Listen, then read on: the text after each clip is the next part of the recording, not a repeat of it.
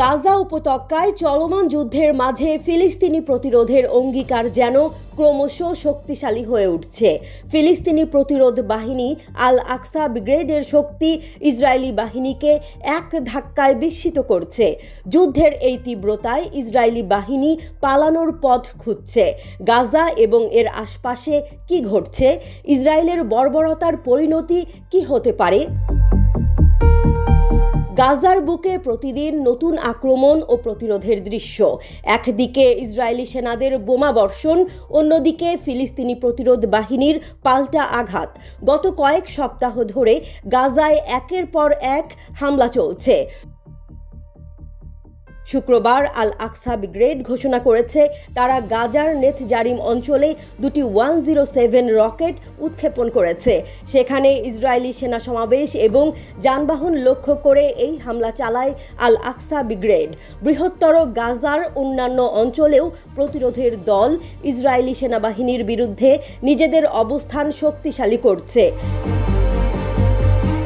গাজা শহরের উত্তরে জাবালিয়া শিবিরের আবু আল আইশ স্ট্রিটে একটি ভয়ঙ্কর আক্রমণ ঘটে।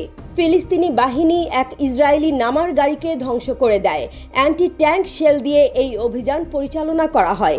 এই ধরনের আক্রমণ ইসরায়েলের জন্য বড় ধরনের আঘাত হয়ে এসেছে। এভাবে ফিলিস্তিনি প্রতিরোধ বাহিনী তাদের আক্রমণের মাধ্যমে ইসরায়েলি বাহিনীর ওপর চাপ সৃষ্টি করছে। ফিলিস্তিনিরা এখন যুদ্ধবিরতির দিকে এগোতে চাচ্ছে, তবে সেই যুদ্ধবিরতি কিভাবে স্থায়ী হবে? হামাসের অন্যতম নেতা বাসেম নাইম ঘোষণা করেছেন যুদ্ধবিরতি প্রতিষ্ঠার ক্ষেত্রে তাদের অবস্থান নমনীয় হতে পারে, তবে কিছু শর্তের ভিত্তিতে।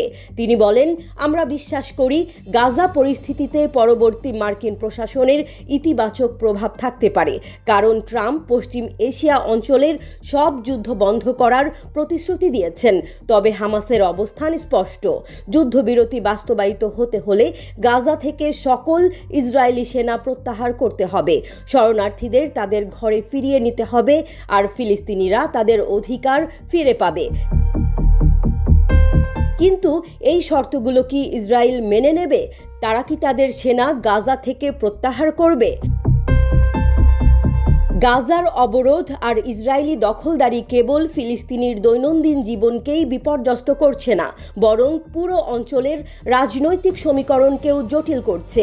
একদিকে ফিলিস্তিনিরা তাদের প্রতিরোধকে আরও শক্তিশালী করছে, বিপরীতে ইসরায়েল তাদের অত্যাধুনিক অস্ত্রশস্ত্র দিয়ে গাজা উপত্যকায় গণহত্যা চালাচ্ছে। যখন ফিলিস্তিনিরা নিজেদের অস্তিত্ব রক্ষায় সংগ্রাম করছে, তখনই ইসরায়েলের হামলা আবার বাড়ানোর হুমকি। শেষ পর্যন্ত কে জয়ী হবে?